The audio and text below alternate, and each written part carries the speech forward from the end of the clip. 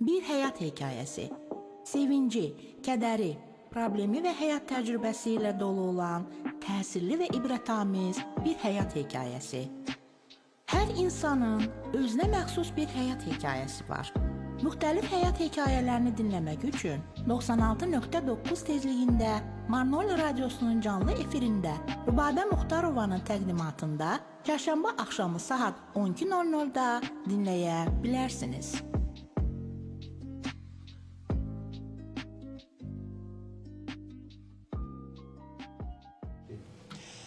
Salam, əziz Radio Marnoli dinləyiciləri. Bugün yenə də mən Rübabə Muxtarova sizi Radio Marnoli'nin canlı efirində Bir Həyat Hekayəsi radio proqramında salamlayıram əziz dinləyicilər. Bugünkü bizim çox gözəl qonağımız var. Aşıq Qara Borçalı. Salam Qara, necəsiz? Salam, çox sağ olun, hər vaxtınız xeyir olsun. Xoş gəlmişsiniz, çox sağ olun ki, mənim dəvətimi qəbul elədiniz, gəldiniz. Buyurun, özünüzü biraz təqdim edərdiniz dinləyicilərimizə. Çox sağ olun, mən də təşəkkür edirəm məni dəvət elədiyiniz üçün. Mən də bütün dinləyicilərimizi, Marnoli Radiosunun dinləyicilərini salamlayıram. Hər birinə xoş əhval-ruhiyyə arzu edirəm. Minnətdaram sizin dəvətiniz üçün də.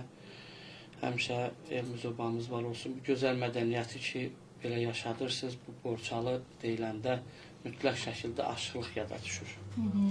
Borçalının aşıqlıq simvoludur.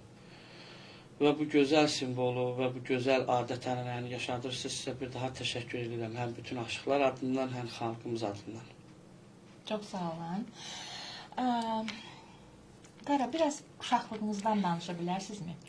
Harada böyümüsünüz, necə böyümüsünüz? Bəli, mən Başkeşit rayonunun, yəni Dimanisi rayonunun İlğançaq kəndində böyümüşəm. Orada anadan olmuşam.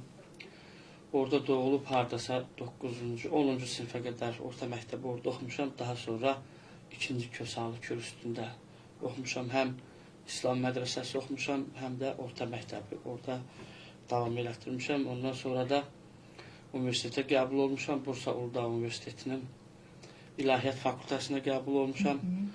Ancaq bir il ərəb dili hazırlığından sonra fakültəni dəyişmişəm, türk dil ədəbiyyatı oxumuşam. Onu da orada bitirmişəm.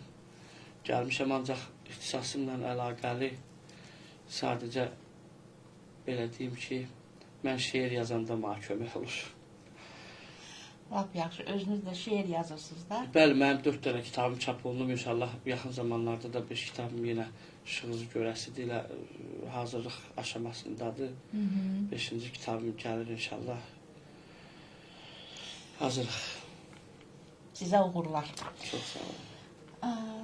Qara, sizin ailənizin, sizin həyatınızda nə kimi rolü var? Necə təsir edir sizin ailəniz? Əlbəttə ki, insan ailədə yetişir, ailədə puxtələşir. İnsanın bir çox həyat yoluna yönləndirən onun ailəsinin, necə deyərlər, ailənin daxili etikasıdır, daxili düşüncələridir, daxili tərbiyəsidir. Mənim də bu sənətə yönlənməyimdə əlbəttə ki, ailəmin də böyük rolu var. Əslində, ən böyük rol Allah bütün keçmişlərimizə rəhmət eləsin. Mənim elə hər iki nənələrimin ikisi də çox sözlü, söhbətli qadınlar idi, dili bayatılı qadınlar idi. Nənəmin qardaşı da Aşıq Mahmud idi. Nənəmin özü də gözəl mahnı oxuyardı, gözəl bayatılar deyərdi, gözəl şeirlər deyərdi. Elə mən uşaqlığımdan nənəm həmişə o marağı məndə oyadıb. Uşaqlığımdan o maraq məndə oyanıb. Hələ orta məktəb illərimdə də şeirlərim qazetlərdə çap olunurdu. Region Press qazetində, başqa digər Ozan qazeti var idi orada. Bir çox qazetlərdə, Türkiyədə də olduğu müddətdə həmişə çap olundu. Türkiyənin də bir çox qazetlərində, jurnallarında belə yavaş-yavaş addım gəldik bu sənətə. Çox gözəl. Belə bir sual verim. Həyatınızda dönüş nöqtəsi olan bir hadisə varmı? Birdən çox hadisələr var. Nə mənada dönüşüm nöqtəsi? Məsələ... Yəni, belə bir dönüş eləyib. 80 dərəcə. Bəli, olub həyatımda dönüş nöqtələri. Məsələ, mənim Türk camiasına, Türk dünyasına getməyim elə bir ki, mənim həyatımı dəyişdi. Mən Türkiyədə oxuduğum o vaxtlar mən həm də Türk musiqisindən tanış oldum, həm də ki, orada bələdiyyənin konservatoriyasında elə xoş oldu ki, Türk musiqisində oxudum, öyrəndim. Daha doğrusu elə himim oradan başladı yəni. O mənim üçün böyük bir dönüş oldu və bütün Türkiyənin efirlərində çox, necə deyərlər, çox tanınmağım çox asan oldu. Bilirsiniz də, indi Azərbaycan efirləri zat biraz müəyyən səbəblər istəyir, müəyyən yollar istəyir. Ancaq elə oldu ki, mən orada Türkiyənin efirlərində, həm radiolarında, həm televiziyalarında bir çox verilişlərdə iştirak edəndən sonra artıq Azərbaycanda tanınmağım çox asan oldu. İlk əvvəl orada mən televiziyalara çıxdığım üçün çox dəvətlər aldım və gəldim, iştirak da elədim. Dönüş nöqtəm, ən böyük dönüş nöqtəm məncə bu oldu, yəni sənət yolunda. Lap yaxşı. Qarşılaşdığın ən böyük çətinlik nə olub həyatında və onu necə aşmısan? Çox çətinliklərim olub. Elə tələbəlik illəri, bir il çox çətin olub mənim üçün. Biz bilirsiniz də, Yırğançaq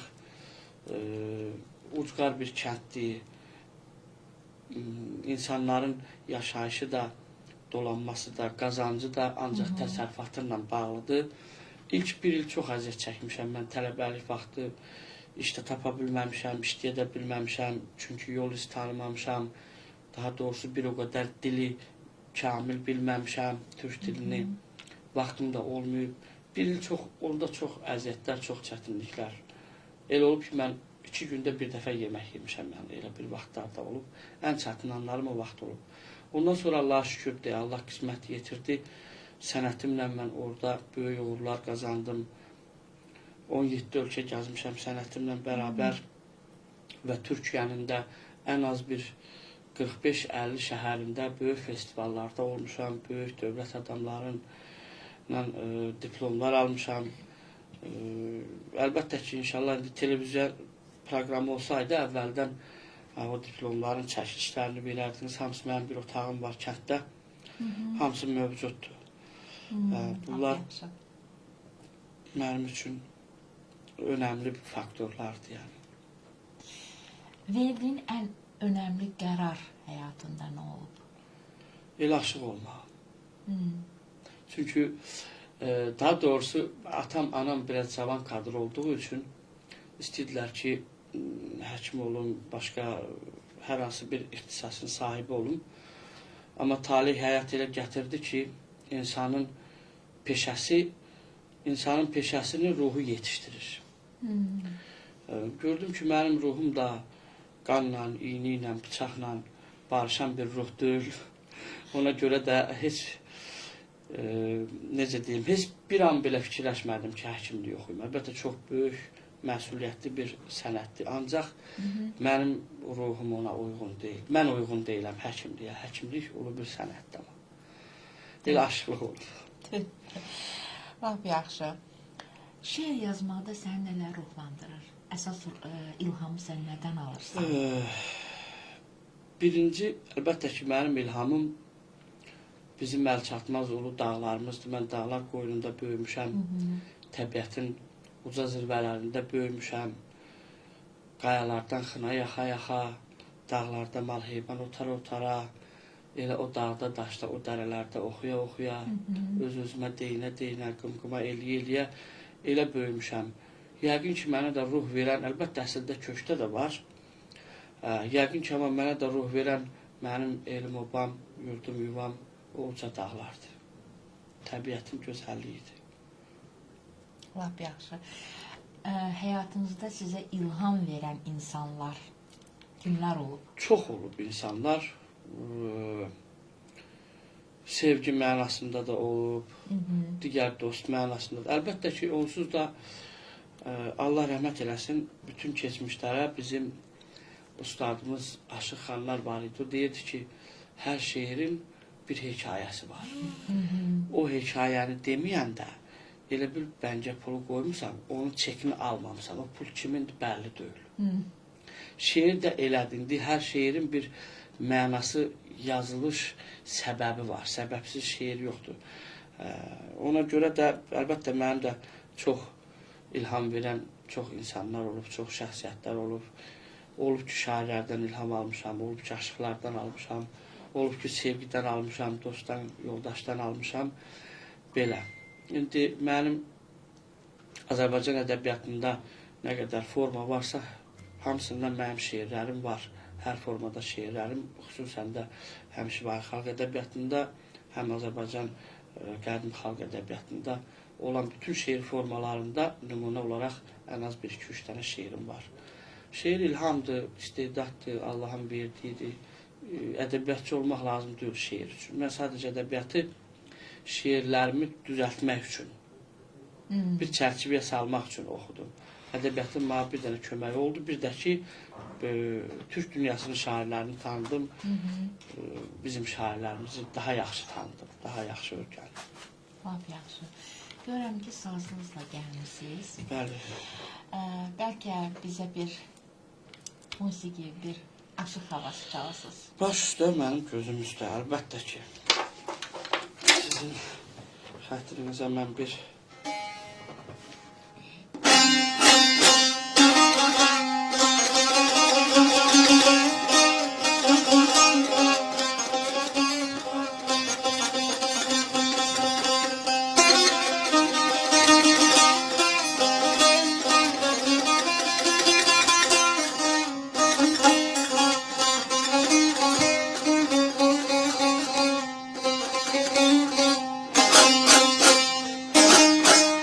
mən bu sözlər də öz sözlərimdir. Elə istəyirəm ki, bir daha bütün ana bacılarımızı salamlayaq. Amma xüsusən elə hava köhnə Borçalı gözəlləməsidir deyirlər, Aran gözəlləməsidir deyirlər.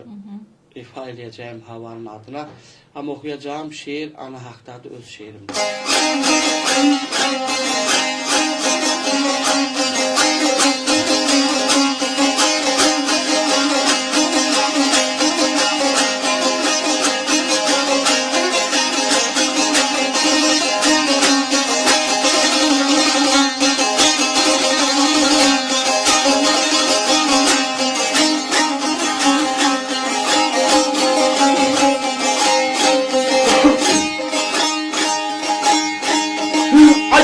Bala gələ,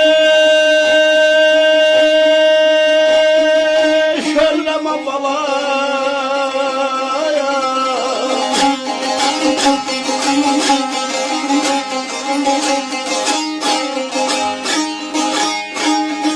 Angelənə bir layla de, çölmə yalam, ayalam, ayalam, qoşa dost.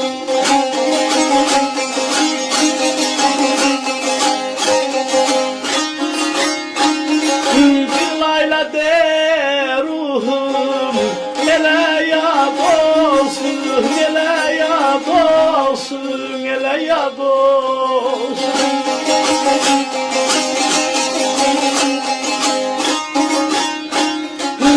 layla de kalbim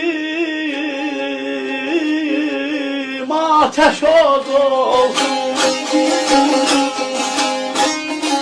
Tumar çeş yalvaram, kızına yanam, kızına yanam, kadandan alam.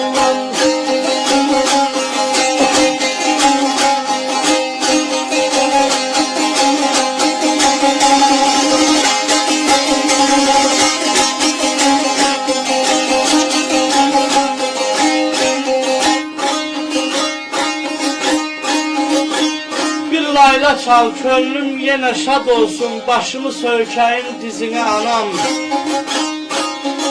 Bir nəsihət eylə, saçımı oxşa, tumar çək, yalvaran quzuna anam.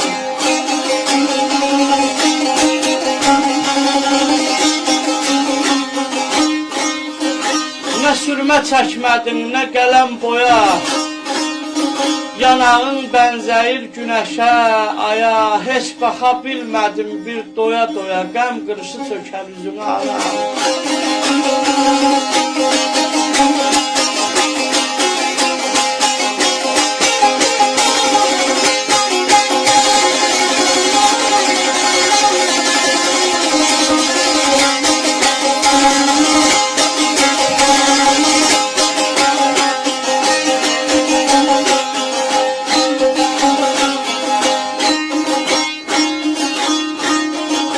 verdin ey belen ömrümü şam kimi yaktın eri ay canını verdesiz anamı yordun çürüttün yordun çürüttün yordun çürüttün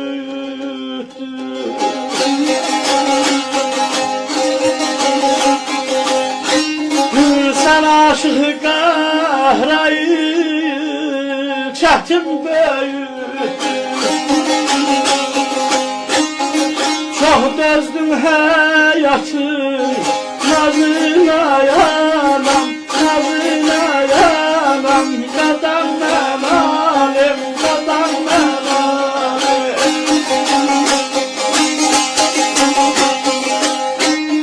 ömrümü şam kimi yaktın erittin canını ve dersini niye çürüttün sen aşık karıyı çetin büyüttün çok dözdün hayatın nazına anam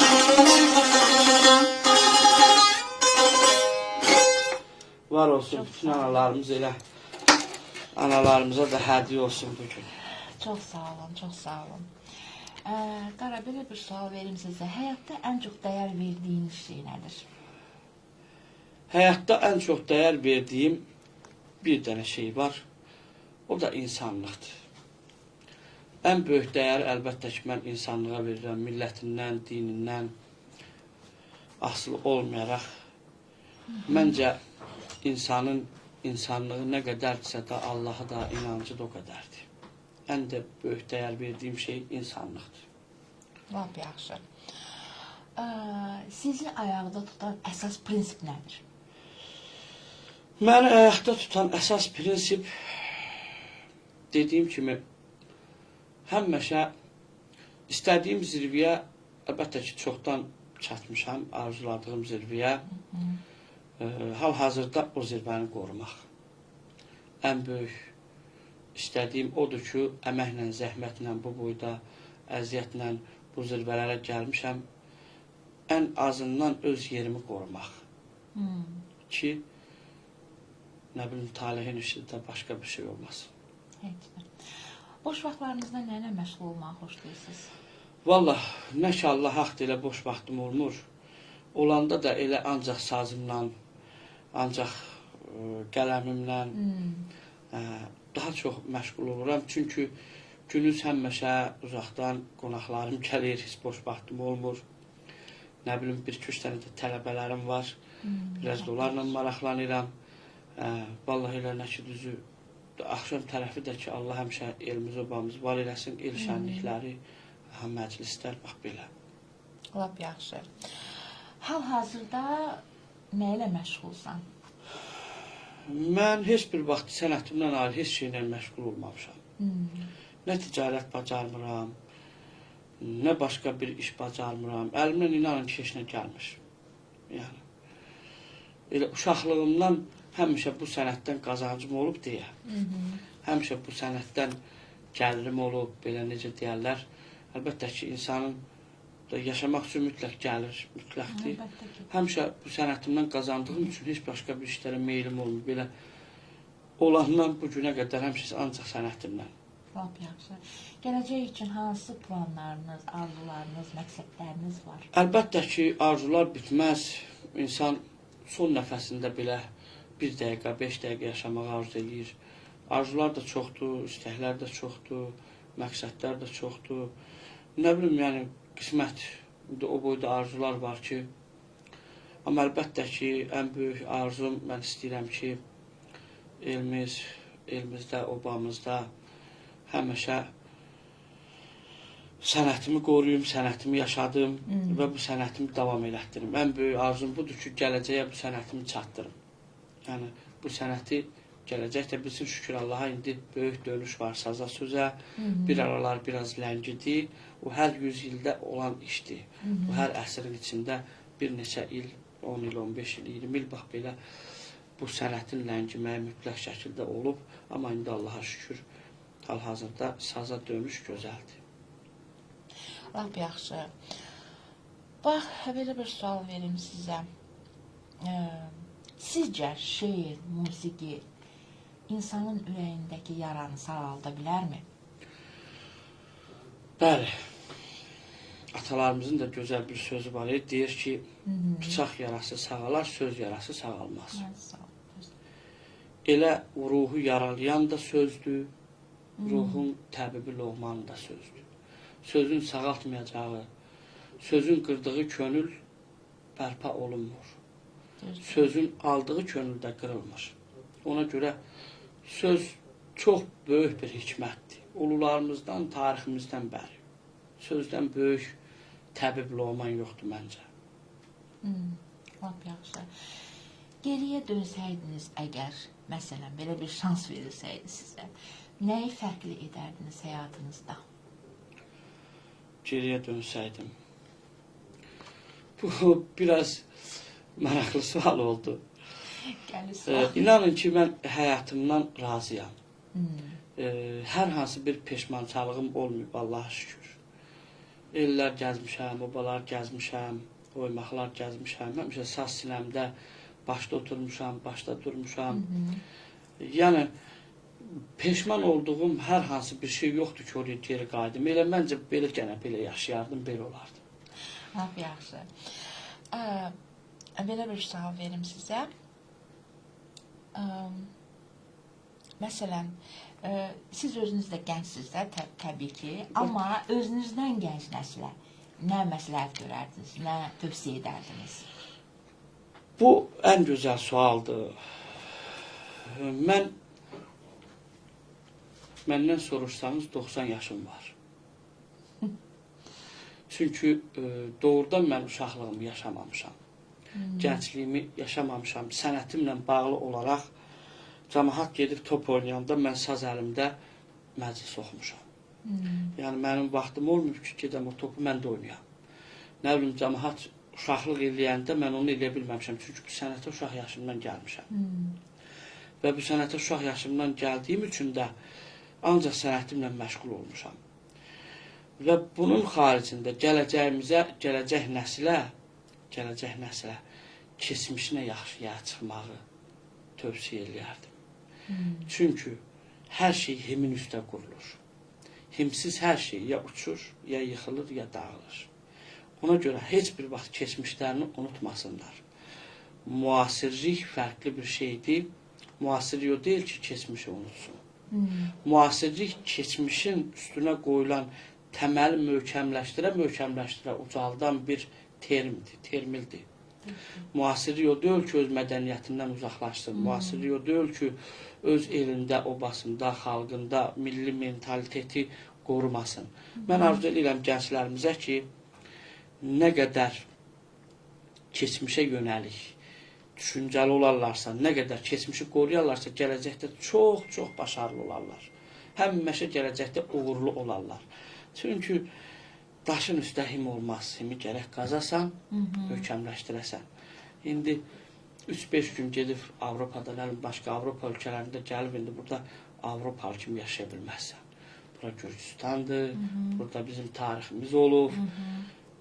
Başqa, yəni, belə deyim də, başqa şeyləri müasir ölkələrin, müasir millətin, müasir dövlətlərin yaxşı texnologiyalarını öyrənsinlər. Onu tövsiyə edirəm. Geyimini, kejimini mən çox getmişəm, Avropa səfərlərimdə olub, Asiya ölkələrində də çox getmişəm. Mən heç görməmişəm ki, bir dənə Avropalı Avropa kimi geyinim deyən bir geyim geyinsin. Hamısı ləyaqlı vaxtı geyinir. Hansı ki, qıraq yerlərdən Avropaya köçüb gedib. Ona görməmiş deyirlər də, yəni görmədiyi günə düşür. Bax, onlardır o Avropayı da pozan, o geyimi, o göz zövqünü, nə bilim, o pis xaraktersiz davranışlar. Bunun hamısını eləyən xaricdən Avropaya gələnlərdir. O birdən ki, qəfəsdən ki, quşu buraxırsan, kuş özünü gəh ağaca vurur, gəh tutağa vurur. Çünki o qəfəsdə yaşayıb, uçmağı bilmir. Bunlar da gedir, özünü elə uçurur orada. Normal yerli bir Avropalı onun heç birini eləmir. Sizin mənim kimi, anamız kimi, atamız kimi vaxtda ləyaqlı, geyimli, kejimli insanlardır. Gələcəyə onu tövsiyə edirəm ki, gələcəklərini keçmişin üstə qursunlar. Çünki keçmiş yıxılmayıb. Yıxılmayan, var olan şeyin üstə qurulan heç bir şey yıxılmaz. Amma nə məlum şeyin üstə qurulan hər şey yıxıla bilər. Düzdür. Düzdür. Çox sağ olun. Çox sağ olun bu gözəl fikirlərinizə görə. Bəlkə sonunda bir dənə aşıq hava sözü çalın. Bununla da bitirək. Baş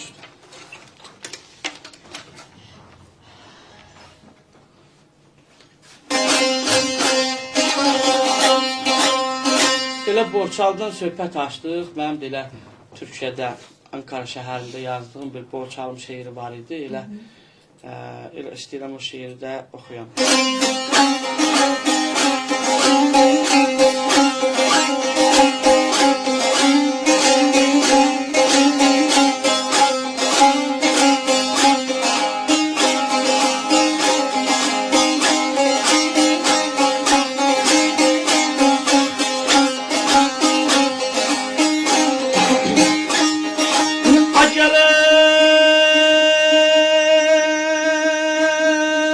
Qürbət elə yel demərəm, qürbət elə yel demərəm, mənim elim Borçalıdır, ay aman.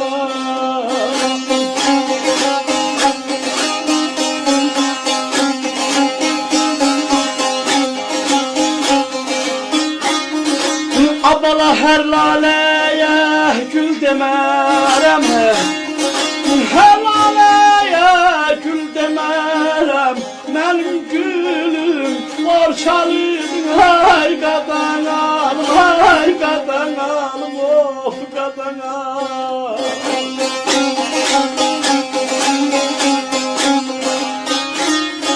Qürbət elə el demərəm, mənim elim Borçalıdır, hər laləyə gül demərəm, mənim gülüm Borçalıdır.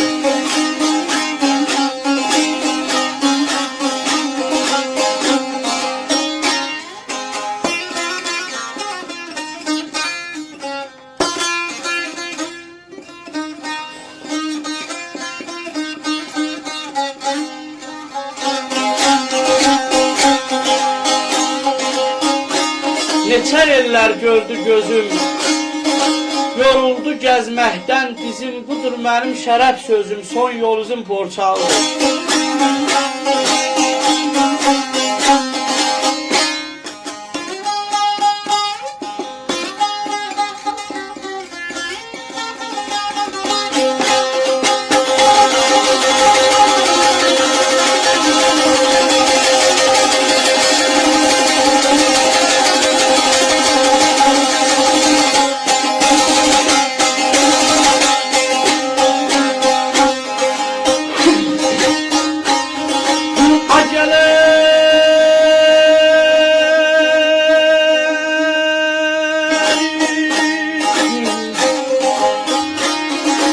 Mən vətəni yana bildim, mən vətəni yana bildim, aşıq qahran adını aldım, ay aman aman.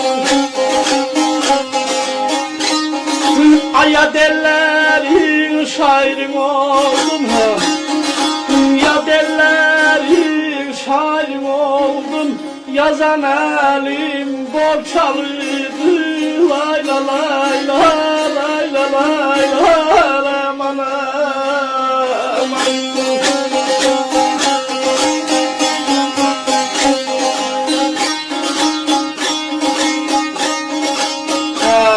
Bu şiir dediğim kimi Ankara'da yazmıştım.